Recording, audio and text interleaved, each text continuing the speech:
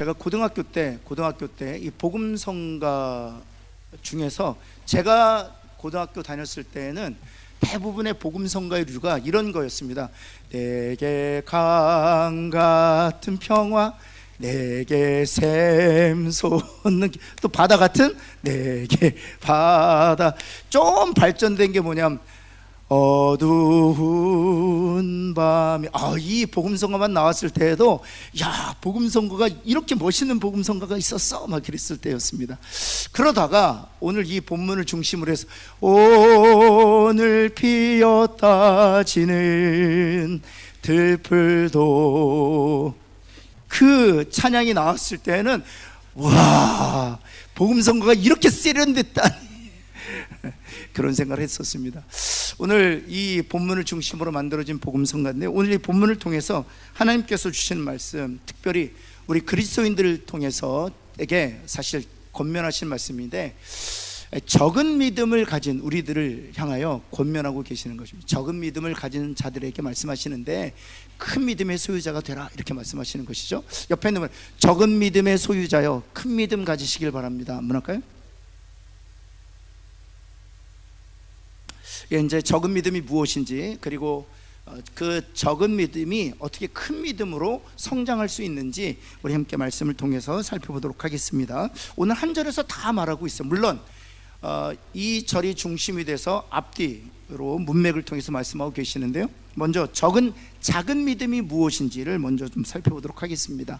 작은 믿음이 무엇인지, 무엇을 말하는 것인지, 우리 1번 한번 보면, 우리 같이 한번 읽어볼까요? 시작. 성도는 들풀에 대한 묵상으로부터 하나님에 대한 믿음을 끌어내야 함에도 그렇지 못하다는 것입니다. 오늘 6장 30절 말씀에 보면, 오늘 있다가 내일 아궁이에 던져지는 들풀도 하나님이 이렇게 입히시거든. 그래서 하나님께서 그리스도인들에게 무엇을 생각하라는 것입니까? 먼저 무엇을 바라보라고 얘기하는 것입니까? 그죠? 들풀을 바라보라는 것입니다. 이름 없는 들에 피어나는 풀입니다.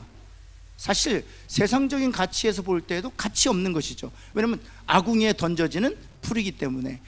그 당시에 이스라엘 사람들은요, 들에 있는 풀들 거의 말라 비틀어진 틀들입니다. 날씨가 건조하기 때문에 긁어서 저녁이 되면 사실은 이렇게 아궁이에 불쏘시개로 썼던 것이죠. 바로 그 들풀을 얘기하는 것입니다. 근데 그 들풀도 하나님이 먹이시고 입히신다. 들풀을 바라보고 들풀이 어떻게 자생하는지 잘 생각하라는 것입니다. 왜냐하면 그 들풀을 잘 생각하면서 그 사고로부터 하나님에 대한 무한한 신뢰를 끌어올 수 있다는 것입니다. 그런데 믿음이 작다라고 말씀하셨다는 사실이죠. 두 번째 한번 볼까요? 두 번째는 믿음이 없다고 말씀하시지 않고 믿음이 작다고 말씀하셨다는 사실에 우리가 좀 주목할 필요가 있습니다. 다시 한번 마태복음 6장 30절 말씀 볼까요? 오늘 있다가 내일 아궁이에 던져지는 들풀도 하나님이 이렇게 입히시거든. 들풀을 바라보면 생각하라는 것입니다.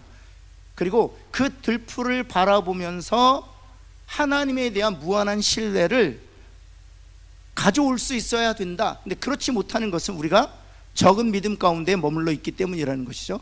그리고 나서 하물며 너희가 보냐 믿음이 어떤 자들아? 작은 자들아 라고 얘기한다는 사실입니다. 믿음이 없다고 말씀하지 아니하시고 믿음이 작다고 말씀하셨다는 사실에 우리가 주목할 필요가 있습니다. 왜 믿음이 작다고 말씀하셨느냐? 3번을 한번 볼까요? 우리 한번 3번을 같이 한번 읽겠습니다. 시작.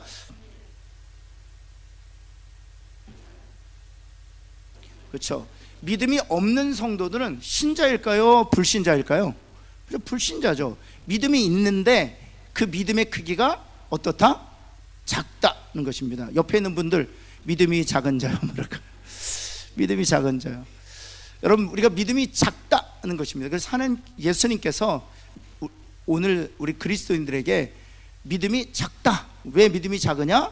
하나님께서 주신 자연을 통해서 하나님에 대한 무한한 신뢰를 우리가 끌어올 수 있음에도 불구하고 그렇지 못한, 더 나가서 그것 때문에 염려하고 불안해하고 걱정하고 근심하는 우리들을 향하여 믿음이 작다라고 말씀하시는 것이죠. 그래서 네 번째, 정의해 보면 작은 믿음이란, 그렇죠, 작은 믿음이란, 같이 한번 읽겠습니다. 시작. 이 그리스도인들은 믿음을 갖고 있지만 충분하지 못한 믿음이라는 것입니다. 그렇죠. 불안을 이겨낼 수 있는, 염려를 넘어설 수 있는, 두려움을 극복할 수 있는 충분한 믿음을 우리가 소유하지 못하고 있기 때문에 주님께서는 그런 믿음의 소유자들을 가리켜서 적은 믿음 가진 자들이다라고 말씀하고 계시다는 것입니다. 그래서 두 번째로 넘어가면은요, 이 믿음을 좀 구분해서 우리가 좀 이해하실 필요가 있습니다. 제가 일전에도 말씀드렸지만 믿음에는 두 종류가 있습니다. 구원을 얻게 하는 믿음과 삶에서 승리하게 하는 믿음이 있습니다. 먼저 구원을 얻게 하는 믿음을 한번 볼까요? 구원을 얻게 하는 믿음은 에베소서 2장 8절 말씀입니다. 우리 한번 같이 한번 읽겠습니다. 시작. 너희는 그 은혜에 의하여 믿음으로 말미암아 구원을 받았으니 이것은 너희에게서 난 것이 아니요 하나님의 선물이라. 그렇죠. 이 믿음은, 이 구원을 주시는 이 믿음은 우리에게서 난 것이 아니요 하나님께서 주신 무엇이다? 선물이. 하나님께서 저와 여러분에게 이 믿음을 주셔서 우리로 하여금 구원을 얻게 하셨다는 것입니다. 따라서 믿음으로 말미암아 이 구원을 가능하게 한 이 믿음을 가리켜서 구원을 얻게 하는 믿음이라는 것이죠. 그래서 제가 여기서 한번 묻겠습니다. 이 구원을 얻게 하는 믿음은 큰 믿음도 있고 작은 믿음도 있을까요? 다시 묻겠습니다. 이 구원을 얻게 하는 믿음에 큰 믿음도 있고 작은 믿음도 있을까요? 아니요, 그렇지 않습니다. 이 구원을 얻게 하는 믿음은 양이나 질에 있어서 동일합니다. 그것은 하나님께서 우리에게 주신 믿음이요, 이 믿음으로 우리가 구원에 이르기 때문인 것이죠. 그래서 구원에 이르는 믿음은 크고 작은 게 없다는 것입니다. 그럼 두 번째, 삶에서 승리하게 하는 믿음이죠. 사도행전 27장 24절에 이 삶에서 승리하게 하는 믿음의 예를 볼 수 있는데요, 유라굴로라는 광풍으로 인하여 거의 구원의 여망과 소망이 끊어졌을 때 하나님께서 배에서 기도하고 있었던 바울 곁에서 말씀하셨죠. 어떻게 될 것을 말씀하셨죠? 같이 한번 읽겠습니다. 하나님께서 사자를 통해서 말씀하신 거죠. 같이 한번 읽습니다. 시작. 바울아, 두려워하지 말라. 내가 가이사 앞에 서야 하겠고 또 하나님께서 너와 함께하는 항해하는 자를 다 내게 주셨다 였으니 그러므로 여러분이요 안심하라. 그렇죠. 하나님께서 지난밤에 이렇게 말씀하셨다. 그리고 두려움과 공포에 사로잡혀 있었던 한 276명의 선원들과 죄수들을 향하여 이렇게 탐대기 선포한, 하나님께서 이렇게 말씀하셨다. 그러므로 여러분이 안심하라. 그 다음 같이 한번 읽겠습니다. 시작. 나는 내게 말씀하신 그대로 되리라고. 아멘. 이 믿음이 무슨 믿음이에요? 그렇죠. 하나님이 말씀하셨어도 우리가 믿음이 적기 때문에 그 말씀으로 그 염려를 넘어설 수 없기 때문에 그것을 적은 믿음이라고 얘기하는 것인데, 사도 바울의 입장에서는 하나님이 말씀하신 그대로 되리라고 믿는다. 이것이 바로 큰 믿음이에요. 하나님이 말씀하셨으면 그대로 되리라고 믿는다. 이 믿음이 저와 여러분에게 있기를 예수 그리스도는 축원합니다. 이 믿음이 삶에서 승리하는 믿음이에요. 한번 옆에 있는 말씀하신 그대로 되리라고 믿읍시다 한번 할까요? 하나님의 말씀은요, 창세기부터 요한계시록까지 기록되어 있습니다. 여러분, 창세기부터 요한계시록까지 기록된 그 하나님의 말씀은 다 저와 여러분들을 위해서 하나님께 주신 말씀이에요. 그 말씀하신 그대로 되리라고 믿는다. 여러분, 이삭에게 100배가 되는 축복을 주셨습니다. 그것은 이삭에게 주신 약속의 말씀이기도 하지만 이삭의 삶을 관통해서 누구에게도 주신 약속의 말씀이에요? 오늘 우리에게도 주시는 말씀이에요. 그 말씀이 우리 가운데 유익되지 못한 것은 우리가 믿음으로 그 말씀 결부시키지 않기 때문에 유익하지 않는 것이라고 말씀하셨어요. 그 말씀이 오직 믿는 자 안에서만 역사하기 때문에 그런 것이죠.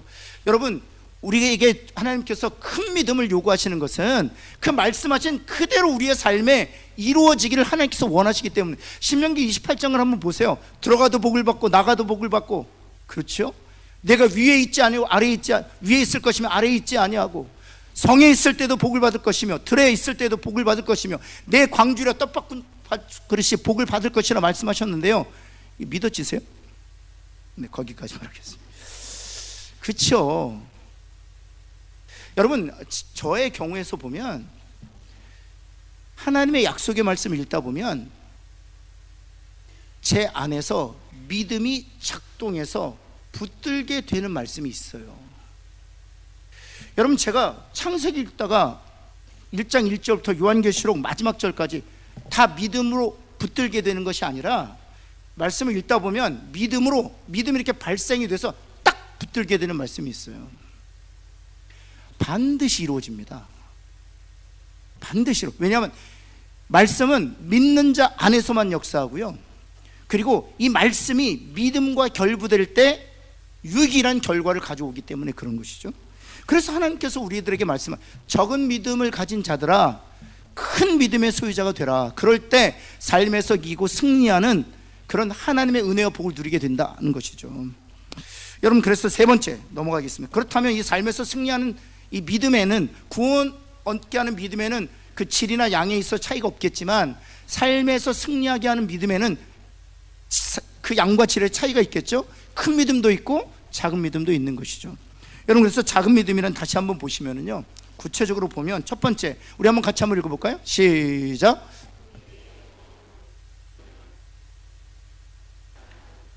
이것이 바로 작은 믿음이에요. 우리의 작은 믿음이 어디에만 머물러 있느냐? 영혼 구원에만 머물러 있고 삶에서 승리하는 믿음으로 나아가지 않기 때문이라는 것입니다.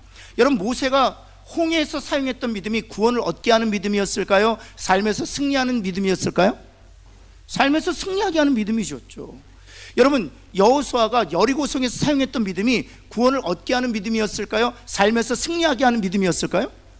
삶에서 승리하게 하는 믿음이었죠. 여러분, 따라서 여러분, 삶에서 승리하는 믿음이 없을지라도 구원을 얻게 하는 믿음을 있으면 구원을 얻습니다. 그러나 그들의 문제가 어디에 있느냐?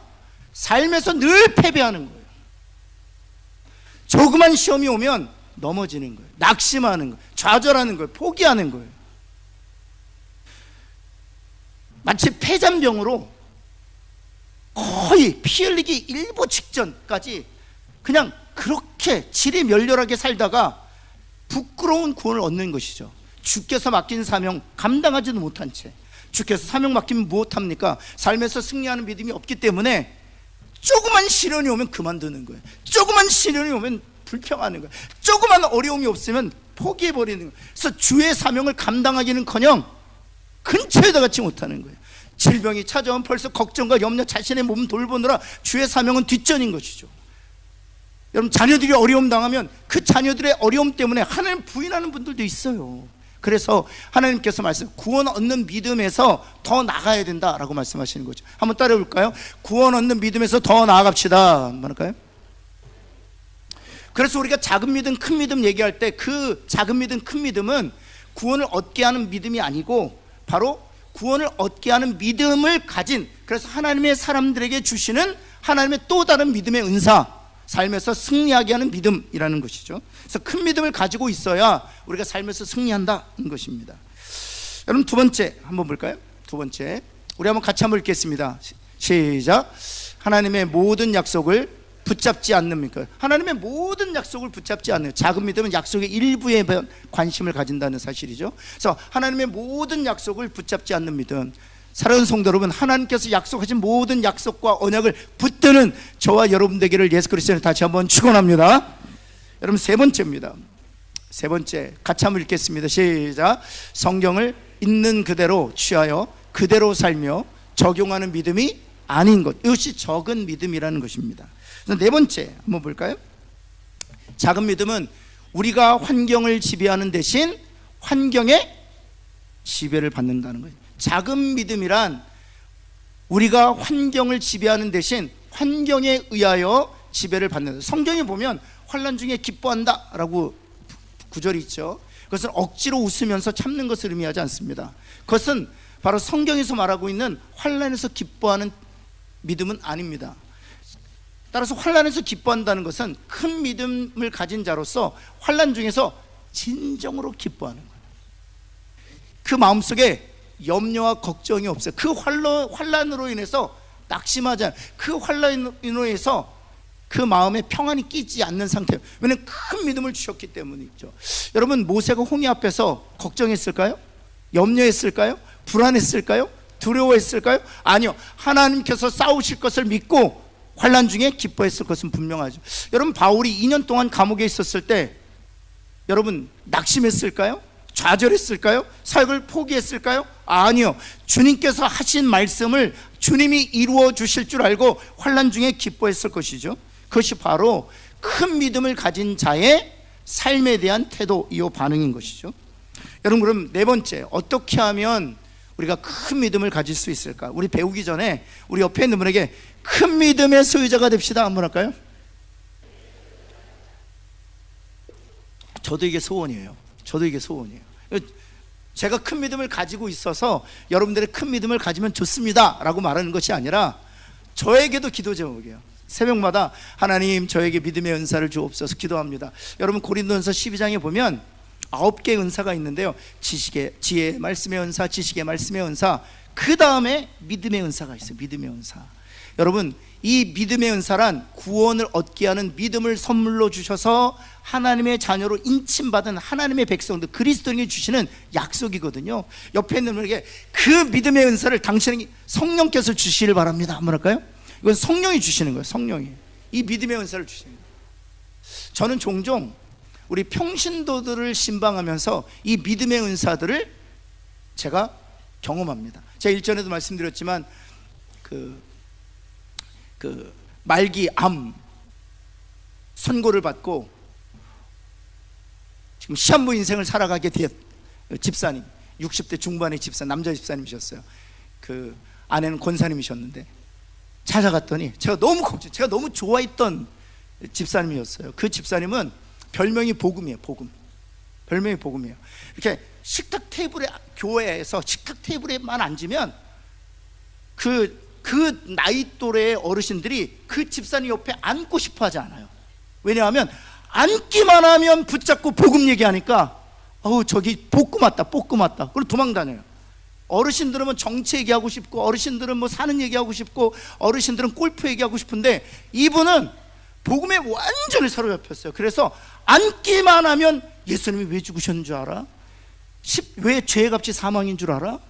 예수님께서 십자가에서 하신 일이 무엇인지 계속 말하니까 저기 또 와서 설교한다 그러고 도망다녀요. 앉기만 하면 복음이에요.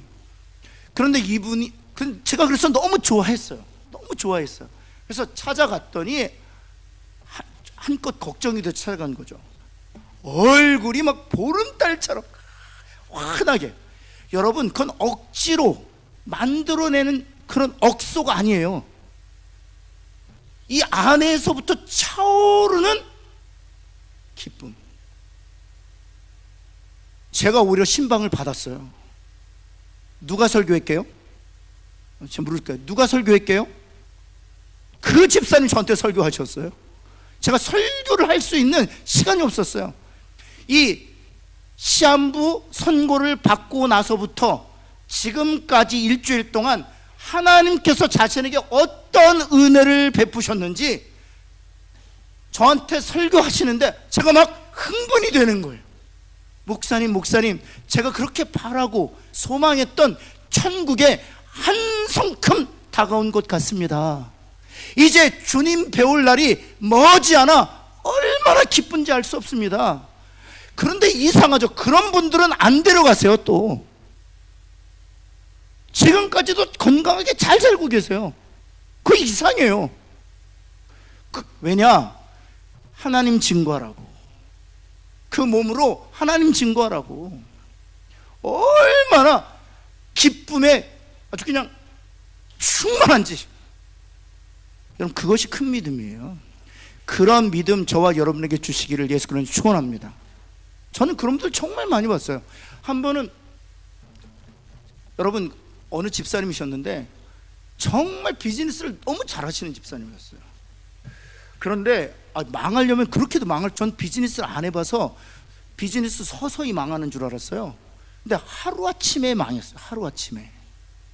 하루아침에 망해서 권사님이 파출부를 해야 될 만큼. 저는 이해가 안 되더라고요. 쌓아둔 돈도 있고 저축해놓은 돈도 있을 텐데 왜 권사님이 파출부를 해야 되나? 있던 집 팔고 차 팔고 다 거리에 내앉게 된 거예요. 제가 너무 또 걱정이 돼서 또 찾아갔죠. 집사님 뭐라는 줄 아세요? 그 집사님이 언제 그런 일을 당하시게 됐냐 하면 안수 집사로 피택되시고 나서 이제 2주 뒤에 안수 받는 날이에요. 근데 그 날을 2주 앞두고 쫄딱 망한 거예요. 정말 알거지처럼 망했어요. 그런데 제가 그래서 찾아갔죠. 또 신방하러 갔더니 이분도 목사님 드디어 제가 일체의 비결을 깨달았어요. 무슨 비결을 깨달았냐고 그랬더니 이 세상에는 낙이 없다는 사실을 알게. 그분이 어떤 낙으로 살았냐면 자동차를 6개월에 한 번씩 이렇게 갈아치는 재미로 사셨어요. 벤츠 샀다가 BMW 샀다가 또 지겨우면 렉서스 샀다가 이랬던 분이에요. 그런데 그 과정을 통해서 이제 제가 안수 집사로 안수 받을 이제 준비가 됐다는 거예요. 전 그분이 그렇게 바뀔 줄은 몰랐어요. 하나님께서 그 순간에 그분에게 믿음 없던 그분에게 무엇을 주신 거예요? 큰 믿음 주신 거예요. 그리고 나서 여러분 그 믿음을 소유하자 1년이 안 돼서 다시 재기하고 다시 회복되셨어요. 그리고 장로님 되셨습니다. 결국에는 제가 부목사로 있을 때 전화가 왔어요. 그래서 장로님 웬일이세요? 그랬더니 제가 그 교회를 이제 제가 부교육자 때, 근데 부교육자를 떠나가지고 다른 교회에서 부교육자 생활하고 있을 때 장로님한테 전화가 왔어요. 목사님 우리 딸이 결혼합니다. 목사님 오셔서 주례해 주세요. 그래서 제가 비행기 타고 가서 주례하고 다시 돌아왔어요. 장로님 뵈니까 장로님 요즘에 어때요? 너무 감사해요. 모든 것이 하나님의 은혜예요. 그때 안 망했으면 제가 평생 세상적으로 살았을 텐데 그때 망하고 나서 주님을 인격적으로 만나고 제가 이렇게 변화됐습니다. 그러시더라고요. 사랑하는 성도 여러분, 그때 하나님께서 무슨 믿음 주신 거예요? 큰 믿음 주신 거예요. 저와 여러분에게 그 큰 믿음 주시기를 예수 그리스도는 축원합니다. 그런 의미에서 옆에 있는 분에게 큰 믿음 주시기를 바랍니다. 한번 할까요? 우리가 만들어낼 수 있는 게 아니에요. 이 믿음은 우리가 만들어낼 수, 하나님 주셔야 돼요. 하나님 주셔야 돼요. 여러분, 그래서 첫 번째 몇 가지 방법이 있는데요. 큰 믿음을 가지기 위해서는 먼저 생각해야 된다. 먼저 생각해야 된다는 것입니다. 여러분, 기독교의 믿음은 사고라는 사실입니다. 사고. 생각하는 힘이라는 거예요. 기독교의 믿음은 생각하는 힘이라고 오늘 본문을 통해서 말씀하십니다. 여러분, 마태복음 6장 25절 말씀 볼까요? 주님께서 이렇게 말씀하셨습니다. 무엇을 보라? 공중에 나는 새를 보라 말씀하셨어요. 여러분, 그렇다면 주님이 공중에 나는 새를 보라 그럴 때 저희가 이렇게 반응하면 옳은 반응일까요? 봤습니다 주님. 그럼 돼요? 주님이 보라고 하는 건 뭐 하라고 하시는 거예요? 생각하라는 거예요. 공중에 나는 새를 보고 좀 생각 좀 해라. 여러분 또 한번 볼까요? 6장 27절 말씀. 우리의 생명, 여기서 키라는 것은 키가 아니고 생명이라고 말씀하셨습니다. 우리의 생명을 한 자라도 생명의 길을 너희가 염려함으로 생명의 길을 연장할 수 있느냐? 생각해봐라. 너의 생명의 길이를 돈으로 연장할 수 있니? 너희의 생명의 길이를 의사의 도움으로 연장할 수 있니? 너의 생명의 길이를 내 힘으로 또 염려로 연장할 수 있니? 아니, 그것은 전적으로 누구에게 속한 것이야? 하나님 생각하라는 것입니다. 계속해서 6장 28절 말씀. 그리고 또 무엇을 보라? 들의 백합화가 어떻게 자라는지 그 다음 정확하게 말씀하시죠. 생각하여 보라. 옆에 있는 분에게 생각 좀 하며 살자 한번 할까요? 생각을 해보라는 거예요. 여러분, 그 공원에서 그냥 걷기만 하지 마시고 걸으시면서 들풀을 바라보며 생각 좀 하시라는 거예요. 그리고 공중의 새를 보면서 생각 좀 하라는 거예요. 그리고 내 생명의 주인이신 하나님을 생각 좀 하라는 거예요. 그 생각으로부터, 그 사고의 장벽으로부터 무엇을 얻을 수 있다? 믿음을 얻을 수 있다. 그리고 믿음이 날로 날로 성장할 수 있다는 것이죠. 여러분, 두 번째, 왜 생각이 중요한지를, 아무리 생각해도 여러분, 이 생각이 말씀에 통제받지 아니하면 이 생각은 생각에 머물 수밖에 없어요. 그래서 두 번째 단계도 너무 중요해요. 먼저 생각하는데 그 다음 두 번째 단계 같이 한번 읽습니다. 시작. 오직 말씀으로만 자신의 생각을 통제하고 다른 것에 의하여 통제받지 않게 하여야 합니다. 옆에 있는 분, 말씀으로 당신의 생각이 통제받기를 바랍니다. 한번 할까요? 그래서 시편 기자를 통해서 하나님께서 말씀하셨죠. 119편 105절. 오직 빛과 길은 무엇이다? 말씀이다. 오직 빛이요 길이 되는 것은, 빛이요 등이 되는 것은 말씀밖에 없다는 것입니다. 말씀에 의하여 내 생각이 제어되어야 한다. 말씀에 의하여 내 생각이 통제되어야, 말씀에 의하여 내 감정이 다스려져야 된다라고 말씀하시는 것이죠. 여러분, 아브라함 한번 보세요. 아브라함, 하나님께서 분명히 아들을 주시겠다고 말씀하지 않으셨습니까? 그러나 이 고대 근동 지방에 풍습이 있었습니다. 아들이 없으면 누구를 통해서 아들을 낳아 대를 잇습니까? 그렇죠. 첩을 통해서 아들을 낳아 대를 잇습니다. 생각합니다. 관습이 이러니까 하갈을 취하겠다. 게다가 누구도 적극적으로 하갈을 취하라고 권면하고 있습니까? 그렇죠. 사라가 반대하면 안 되는데, 아브라함이 사라를 얼마나 사랑했는데요. 근데 사라가 적극적으로 그 관습에 동의하고 있기 때문에 하갈을 취합니다. 여러분, 말씀에 의하여 생각이 통제되어야 해요. 하나님께서 분명히 사라 몸을 통해서 아들을 주겠다고 약속하셨거든요. 그래서 아무리 사람들이 말을 해도 말씀에 의하여 그 생각들이 통제되어야 한다는 사실입니다. 여러분, 우리가 이미 보았지만 다윗 같은 경우 한번 보세요. 그 군대 장관이 하나님께서 원수를 당신의 손에 붙이셨습니다. 사울을 두 번째 죽일 수 있는 기회가 찾아왔을 때, 하나님이 하신 일입니다. 하나님이 원수를 당신 손에 붙여주신 것입니다 라고 제안했을 때 다윗은 생각을 했어요. 근데 그 생각을 무엇에 의하여 통제받도록 생각을 내어드렸습니까? 말씀에 내어드렸다는 거예요. 누구든지 기름 부음 받은 자를 손대는 것을 하나님 기뻐하시겠느냐? 시편의 말씀을 가지고 생각을 제어했다는 거예요.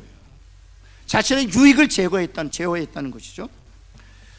여러분, 바울 역시 마찬가지. 이건 좀 다른 예지만 바울이 2년간 감옥에 있었죠. 1차, 2차, 3차 연결 다 끝내고 감옥에 있었잖아요. 얼마나 힘든 시간이었었어요.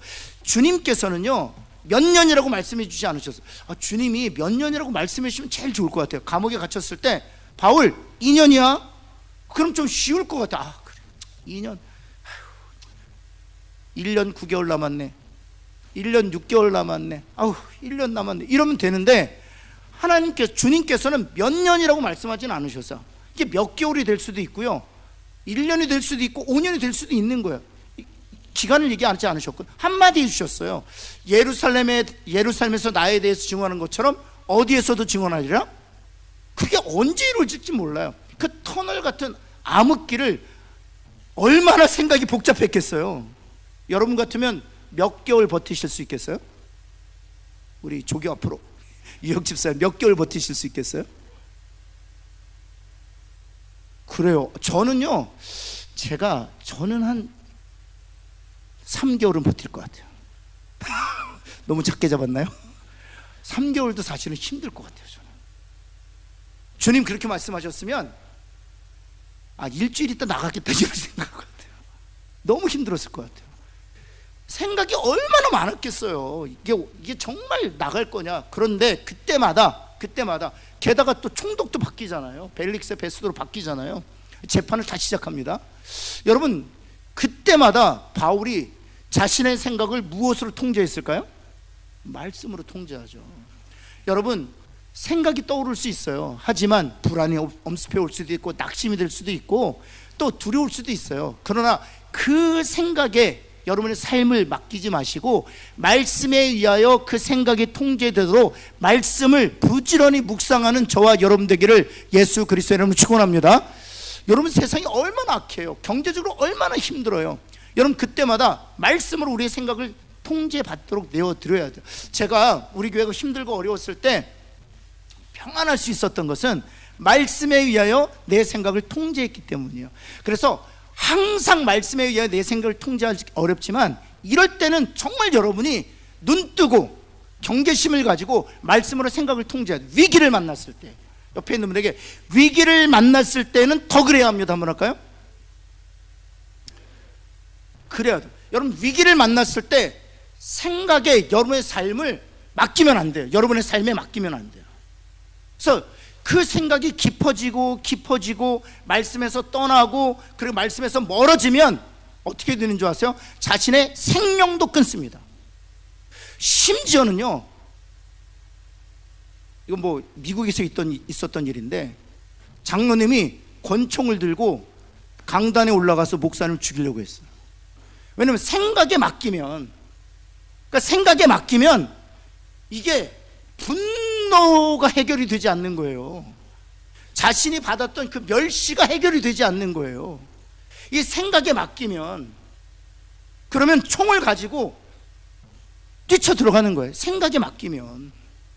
자, 여러분, 생각에 여러분의 인생을 맡기지 마시고. 제가 오늘 있었던 건데요, 뉴스를 보니까 수능에서 1등한 친구예요. 그 뉴스 보셨죠?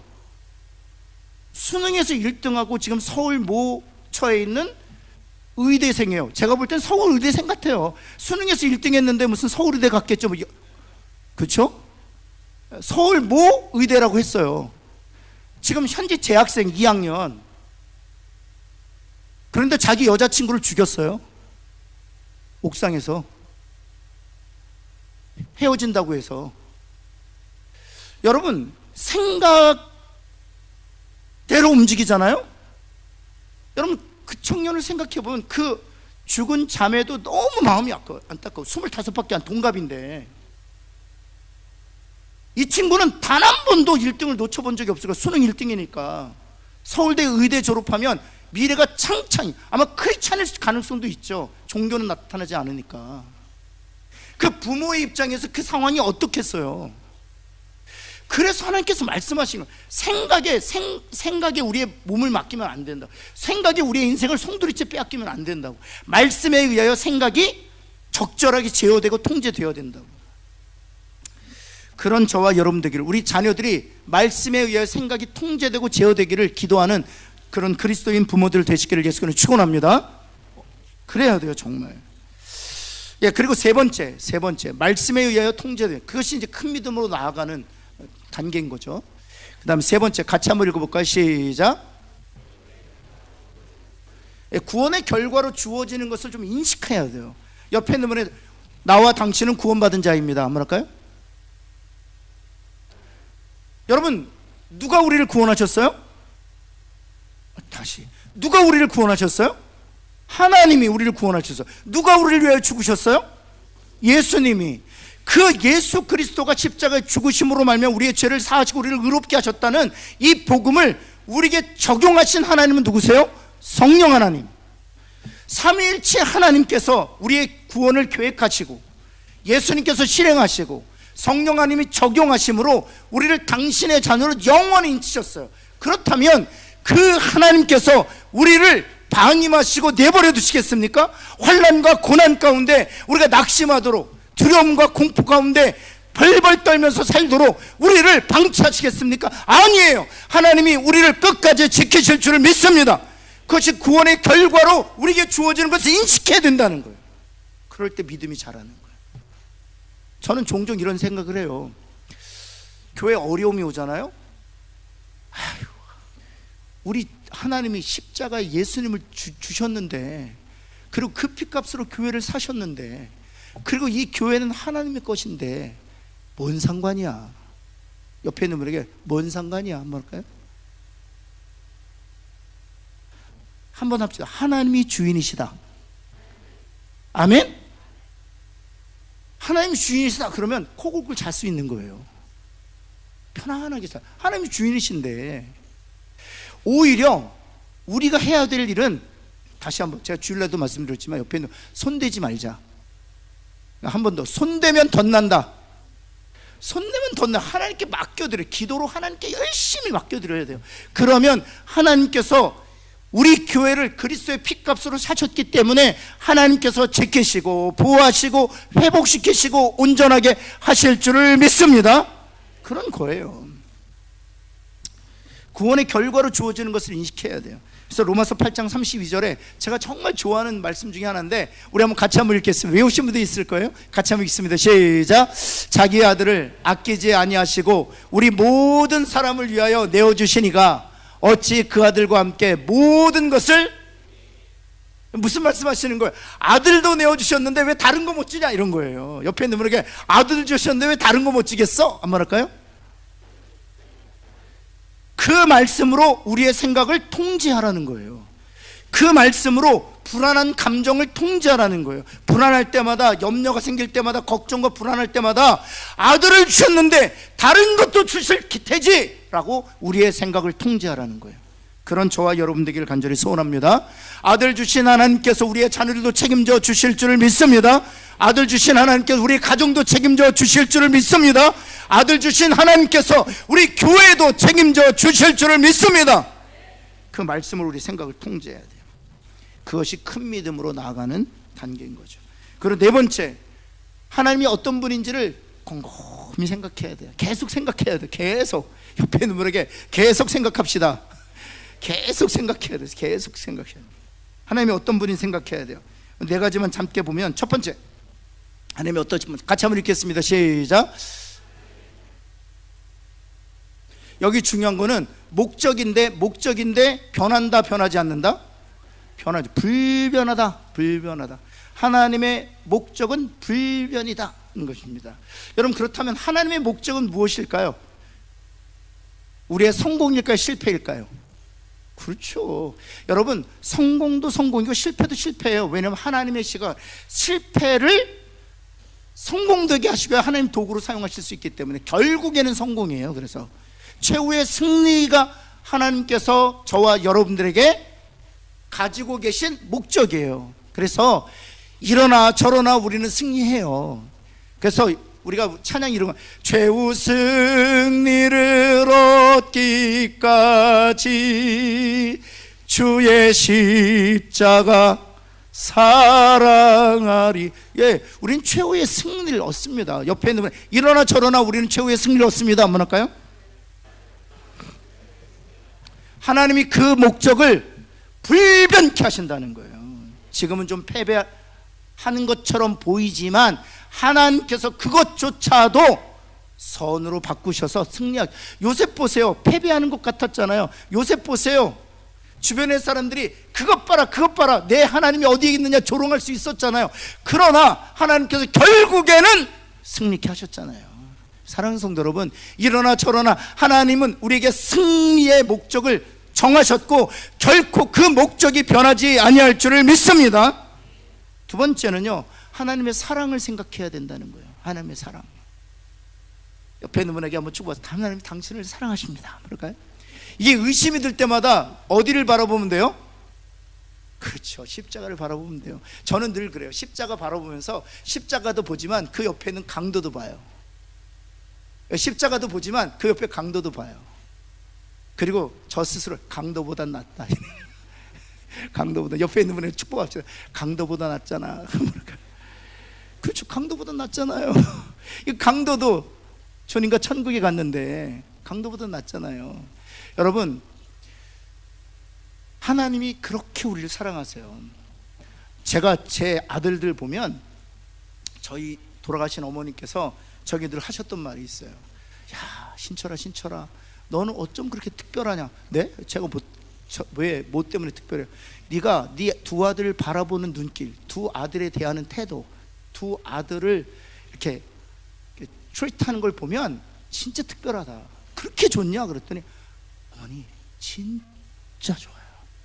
어제 제가 영상을 좀 틀어드리면 좋았을 텐데, 어제 제 아내가 캐캐 묵은 비디오를 다 꺼내가지고 핸드폰으로 다 찍었어요. 그래서 저한테 영상으로 보내주었는데, 제가 그 어린애, 저희 큰아이가 2살 반, 그리고 저희 작은 애가 이제 태어나서 이렇게 전동그네 있죠, 이거 타고 있을 때 사진을 저한테 제가 죄송합니다, 그거 보고 울었어요. 너무너무 좋아가지고 막 울었어요. 너무너무 좋아가지고. 그리고 제가 그런 생각을 했어요. 이 두 아들을 위해서는 내가 뭐든지 할 수 있겠다. 뭐든지 할 수 있겠다. 여러분, 사랑의 크기가 그 사람의 행위를 결정한다는 거 아세요? 근데 한 가지 더 묻겠습니다.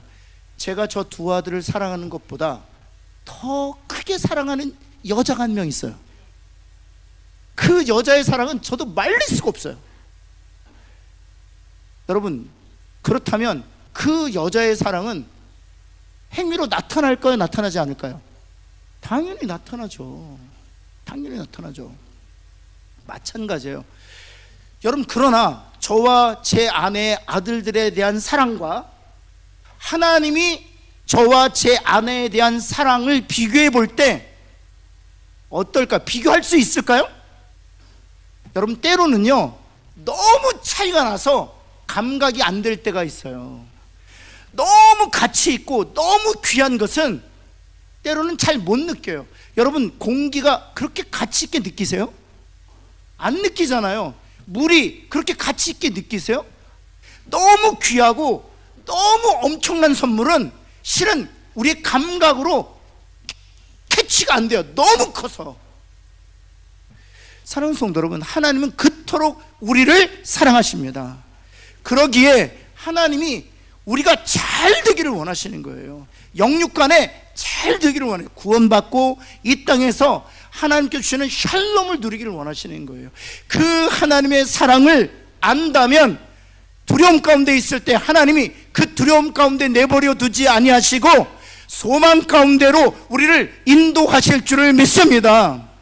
여러분, 걱정과 근심과 염려의 날을 지는 우리들을 바라보시면서 하나님께 상황과 우리의 삶의 간섭하심으로 그 두려움과 걱정과 염려를 제거하시고 소망 가운데 살게 하실 줄을 믿습니다. 사랑하시니까. 그걸 기억해야 된다는 거예요. 여러분, C번 한번 볼까요? C번 말씀은 여러분이 한번 보시고 C번 한번 보시면은요, 하나님의 우리를 향한 관심을 생각해야 된다. 하나님이 우리를 얼마나 관심 있게 바라보시는지 몰라요. 여러분, 오늘 읽었던 본문이 바로 그것을 말합니다. 6장 30절 주님이 우리들에게 말씀하신, 같이 한번 주님의 마음을 한번 새기면서 한번 읽겠습니다. 시작. 오늘 있다가 내일 아궁이에 던져지는 들풀도 하나님이 이렇게 입히시거든. 하물며 여러분, 오늘 있다가 내일 아궁이에 던져지는 들풀에도 관심을 가지고 계시는, 그렇죠? 예수 그리스도의 생명의 값을 내어주심으로 하나님의 자녀로 삼으신 아버지 하나님께서 어찌 너희들이 관심이 없겠느냐라고 말씀하시는 거예요. 여러분, 제가 볼 땐 너무 관심이 많으시죠. 너무 관심이 많으시죠. D번 한번 보겠습니다. 그리고 나서 하나님의 능력을, 이건 뭐 설명드리지 않아, 하나님의 그 전능하신 능력을 생각해야 한다는 것입니다. 여러분, 어느 정도 능력이 있으시냐? 에베소 3장 20절 말씀 한번 볼까요? 제가 참 좋아하는 말씀 중에 하나인데요, 같이 한번 읽겠습니다. 시작. 우리 가운데 역사하시는 능력대로 우리가 구하거나 생각하는 모든 것에 더 넘치도록, 우리가 구하는 것보다 더 넘치게 주신다. 옆에는 왜? 당신이 기도하고 간구하는 것 더 넘치게 주십니다. 한번 할까요? 근데 정말 이거는 간증이 많아요. 1 구했는데 하나님은 너무 좋으신 거예요. 1 구했는데 100을 주시기도 해요. 너무너무 그럴 때가 정말 많아요. 그런데 그 다음이 더 중요해요. 3장 20절 말씀 한번 다시 한번 보시면요, 구하는 것만 넘치도록 능히 주시는 것이 아니라 구하지 않고 무엇하는 것마저 생각만 해도 하나님 넘치도록 주신다는 거예요. 생각만 해도. 그만큼 하나님께서는 관심, 생각만 해도 넘치도록 주신다는 거예요. 그 하나님의 능력을 생각하는 저와 여러분 되기를 간절히 소원합니다. 하나님 우리에게 승리의 목적을 가지고 계시고요, 그건 불변합니다. 하나님 우리를 사랑하세요. 하나님 우리를 관심을 가지고 계시고요, 심지어 생각하는 것조차도 넘치도록 주시는 하나님, 그 하나님을 생각하는 저와 여러분 되기를 간절히 소원합니다. 그럴 때 우리의 믿음이 자라는 것이죠. 그리고 나서 다섯 번째입니다. 다섯 번째가 아주 중요해요. 이것은 같이 한번 읽을까요? 시작. 무슨 뜻이냐? 한마디로 말씀드리면 예배 시간에 아멘, 그렇죠, 들풀을 보면서 생각하고 공중에 나는 새를 보면서 생각하고 더 나아가서 우리의 생각을 말씀에 의하여 통제받도록 해야 하고 하나님이 누구신지를 생각하고 아멘, 그러겠습니다. 이제 여기까지는 다 끝났어요. 그런데 문제는 어디에 있느냐? 저 예배당 본당을 나가는 순간 까맣게 다 잊어버리는 거예요. 이것을 지금 오늘 이 배운 하나님께서 말씀해 주신 것을 실제로 어디서 써야 돼요? 낙심이 될 때, 자녀들 때문에 걱정이 될 때, 경제적인 문제로 어려움 당할 때 실제로 적용해야 돼요. 생각해 봐야 돼요. 들풀을 하나님께서 어떻게 입히시는지, 공중의 새를 하나님께서 어떻게 먹이시는지, 그리고 하나님이 불변의 목적을 갖고 계시다는, 하나님이 나를 나보다 더 사랑하신다는 사실을, 그리고 하나님께서 주신 말씀으로 내 생각을 통제받도록 하기 위하여 부지런히 말씀을 펴고, 그렇게 오늘 가르침 받은 내용을 실제적으로 적용할 때 그때 믿음이 발생하기 시작한다는 사실이에요. 제가 여러분에게 말씀드리고 싶은 것은 영적 사이클을 한 번 돌면 그 다음 더 돌기 쉬워요. 한 번 돌아야 돼요. 그래서 염려가 찾아오잖아요. 말씀으로 생각을 통제할 수 있어요. 그리고 나서 하나님께서 그 말씀을 어떻게 이루어 가시는지 그 사이클을 한번 넘어보면 그 다음에는 좀 더 어려운 문제도 쉽게 넘어갈 수 있습니다. 그 다음엔 더 큰 문제도 넘어갈 수 있습니다. 그런 영적인 순환에서 한번 하나님께서 주시는 그 믿음을 맛보고 행사하고 더 큰 영적 사이클에 도전하는 저와 여러분 되기를 예수 그리스도의 이름으로 축원합니다.